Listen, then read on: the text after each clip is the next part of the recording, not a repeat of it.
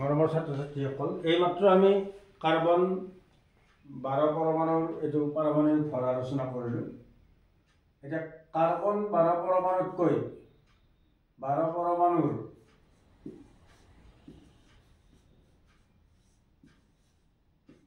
ভাগৰ 1 অংশতকৈ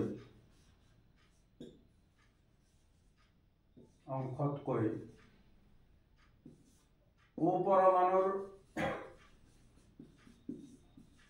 ভৰ 16 গুণ বেছি। গতিকে অক্সিজেনৰ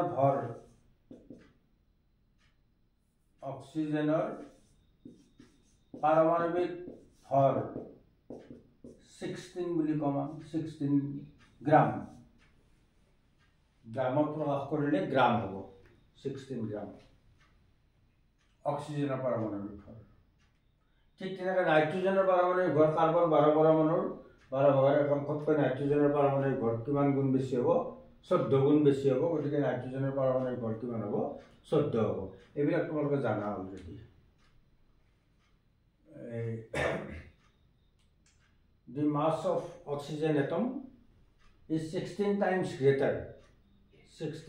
greater than 1/12 part of carbon 12. That is, atomic mass of oxygen is 16 gram.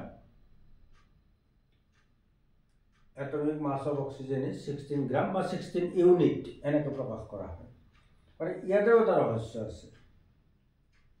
এই ৰহস্যটো কি? অক্সিজেনৰ এটা পৰমাণুৰ ভৰ 16 গ্ৰাম, এইটো মানি ল'ব পাৰি জানো? 16 গ্ৰাম অক্সিজেনৰ এটা পৰমাণুৰ ভৰ।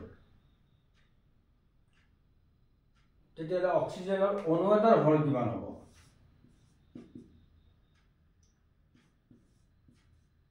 অক্সিজেনৰ অণু এটাৰ ভৰ কিমান হ'ব? 32 গ্ৰাম হ'ব। অক্সিজেনৰ অণু এটাৰ ভৰ কিমান হ'ব? 32 গ্ৰাম। আমি অক্সিজেনৰ পাৰমাণৱিক ভৰ 16 গ্ৰাম বুলি ক'লে বেছিভাগ ষ্টুডেণ্টে কৈ দিয়ে যে অক্সিজেনৰ এটা পৰমাণুৰ ভৰ কিমান গ্ৰাম? 16 গ্ৰাম। যদি অক্সিজেনৰ এটা পৰমাণুৰ ভৰ 16 গ্ৰাম হয়, তেতিয়াহ'লে অক্সিজেন অণুটোৰ ভৰ কিমান হ'ব? 32 গ্ৰাম হ'ব।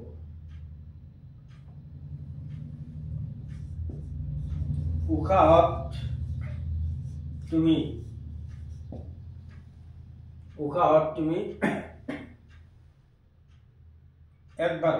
একবাৰত উশাহত তুমি 10,000 O2 অণু ল'লা, O2 অণু গ্ৰহণ কৰিলা।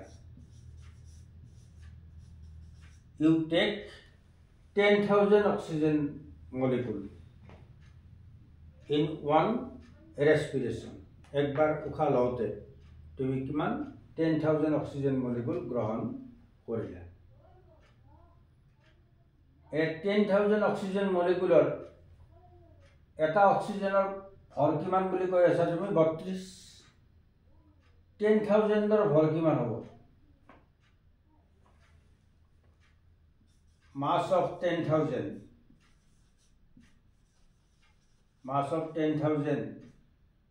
এটাৰ কিমান? 32। গতিকে কি হ'ব? 32